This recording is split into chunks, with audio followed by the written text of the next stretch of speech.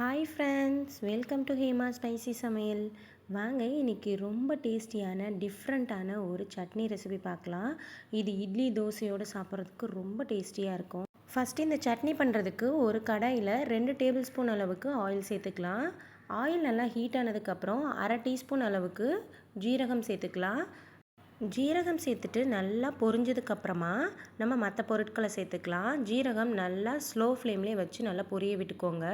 நல்லா பொரிஞ்சதுக்கப்புறமா 2 துண்டு இஞ்சி, 2 பூண்டு பற்கள் சேர்த்துருக்கேன். பெரிய சைஸ் பூண்டாக இருந்ததுனால 2 மட்டும் சேர்த்துருக்கேன். நீங்கள் சின்னதாக இருந்ததுன்னா ஒரு 4-5 பல் பூண்டு சேர்த்துக்கோங்க. சேர்த்துட்டு நல்லா வதக்கி விட்டுக்கலாம். நல்லா வதங்கினதுக்கப்புறமா இதில் ஒரு 2 பெரிய வெங்காயம் எடுத்திருக்கேன். அதை ஸ்லைசஸாக கட் பண்ணி எடுத்திருக்கேன். அதையும் சேர்த்துட்டு நல்லா வதக்கி விட்டுக்கலாம். ஆனியன் நல்லா கலர் சேஞ்ச் ஆகி வர்ற வரைக்கும் வதக்கிக்கலாம். இந்த சட்னி பார்த்திங்கன்னா இட்லி தோசை மட்டும் இல்லாமல் நம்ம வெரைட்டி ரைஸ் சாப்பிட்றதுக்கும் கூட சேர்த்து வச்சு சாப்பிட்றதுக்கு சூப்பராக இருக்கும். அதே மாதிரி நம்ம பழைய சாதம், அப்புறம் வெரைட்டி ரைஸ், சாம்பார் ரைஸ்க்கெலாம் துவையல் மாதிரி சாப்பிட்றதுக்குமே சூப்பராக இருக்கும். இப்போது ஆனியன் நல்லா லைட்டாக வதங்கி வந்ததுக்கப்புறமா காரத்துக்கு 3 வரமிளகாய் சேர்த்துருக்கேன். உங்கள் காரத்துக்கு தகுந்த மாதிரி வரமிளகாயோட காரத்துக்கு தகுந்த மாதிரி நீங்கள் சேர்த்துக்கோங்க. சேர்த்துட்டு நல்லா வதக்கி விட்டுக்கலாம். நல்லா வதங்கினதுக்கு அப்புறமா நம்ம தக்காளி சேர்த்துக்கலாம். வரமிளகாய் ஃபஸ்ட்டே சேர்த்திங்கன்னா நல்லா கருகின மாதிரி ஆகிடும். அதனால் வெங்காயம் சேர்த்ததுக்கப்புறமா சேர்த்துக்கோங்க. இப்போது தக்காளி மீடியம் சைஸ் தக்காளி ஒரு 2 தக்காளி சேர்த்துருக்கேன். சேர்த்துட்டு நல்லா வதக்கி விட்டுக்கலாம். தக்காளி நல்லா வதங்கி மசிஞ்சு வர ஸ்டேஜுக்கு வரும். அது வரைக்கும் நல்லா வதக்கி விட்டுக்கணும். இப்போ தக்காளி சேர்த்து லைட்டாக வதங்கினதுக்கப்புறமா கொஞ்சமாக சட்னிக்கு தேவையான அளவு உப்பு சேர்த்துக்கலாம்.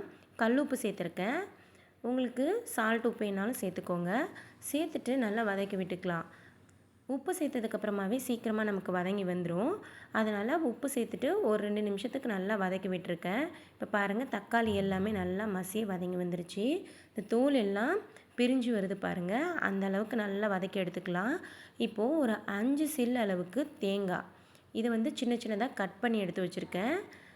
அதிகமாகவும் சேர்க்கக்கூடாது, ரொம்ப குறைவாகவும் சேர்க்கக்கூடாது. தேங்காய் இந்த அளவுக்கு சேர்த்துக்கோங்க. இப்போ கரெக்டாக இருக்கும். சேர்த்துட்டு நல்லா வதக்கி விட்டுக்கலாம். இது ஒரு டிஃப்ரெண்ட்டான டேஸ்ட்டில் இருக்கும் சட்னி. கண்டிப்பாக டேஸ்ட் பண்ணி பாருங்கள். இட்லி தோசையோட சாதத்துக்கு எல்லாத்துக்குமே சூப்பராக இருக்கும். சேர்த்துட்டு நல்லா வதக்கி எடுத்துக்கலாம். எல்லாமே நல்லா வதங்கி வந்துருச்சு. தேங்காய் சேர்த்துட்டு ஒரு 2 நிமிஷத்துக்கு மட்டும் வதங்கினா போதும். ரொம்ப வதக்கணும்னு அவசியம் இருக்காது. இப்போது நல்லா வதங்கி வந்துருச்சு பாருங்கள். இப்போது நம்ம ஸ்டவ் ஆஃப் பண்ணிவிட்டு நல்லா ஆற விட்டுக்கலாம். நல்லா ஆறினதுக்கப்புறமா மிக்ஸி ஜாரில் சேர்த்துக்கலாம். இப்போது நல்லா ஆறிடுச்சு. இது நான் மிக்ஸி ஜாரில் சேர்த்துக்கிறேன். எல்லாத்தையுமே மிக்ஸி ஜாரில் சேர்த்துட்டு ஃபஸ்ட்டு தண்ணி சேர்க்காமல் நல்லா கொரகொரப்பாக அரைச்சிட்டு அதுக்கப்புறமா கொஞ்சம் கொஞ்சமாக தண்ணி சேர்த்து அரைச்சிக்கலாம். இப்போது எல்லாத்தையுமே நான் மிக்ஸி ஜாரில் சேர்த்துட்டேன். மிக்ஸி ஜாரில் நான் சொன்ன மாதிரி அரைங்க. ஏன்னா தண்ணி ஃபஸ்ட்டே சேர்த்துட்டிங்கன்னா ஒரு சில மிக்சியில் தேங்காயெலாம் அரையாது. அதுக்காக ஃபஸ்ட்டு அரைச்சிட்டு அதுக்கப்புறம் கொஞ்சம் கொஞ்சமாக தண்ணி சேர்த்து அரைச்சிங்கன்னா உங்களுக்கு இந்த அளவுக்கு திக்காக கிடைக்கும். இந்த சட்னி பார்த்திங்கன்னா கெட்டி சட்னி மாதிரி கொஞ்சம் திக்காக தான் இருக்கணும். அப்போ தான் டேஸ்ட்டு சூப்பராக இருக்கும். தண்ணியாக அரைச்சிடக்கூடாது. இந்த அளவுக்கு திக்காகவும் கொரகொரப்பாகவும் இருந்துச்சுன்னா உங்களுக்கு சாப்பிட்றதுக்கு ரொம்ப டேஸ்டியாக இருக்கும். இந்த அளவுக்கு நல்லா திக்காக அரைச்சி எடுத்துகிட்டு வந்துட்டேன். இதை ஒரு பவுலுக்கு ட்ரான்ஸ்ஃபர் பண்ணி வச்சுக்கிறேன். கடைசியாக நம்ம தாளிப்பு சேர்த்துட்டா சூப்பராக நம்மளோட சட்னி ரெடி ஆகிடும். அதுக்கு ஒரு சின்ன பேன் வச்சுருக்கேன். அதில் 1 டீஸ்பூன் அளவுக்கு மட்டும் ஆயில் சேர்த்துக்கலாம். கடுகு ஒரு 1/4 டீஸ்பூன் அளவுக்கு சேர்த்து நல்லா பொரிய விட்டுக்கலாம்.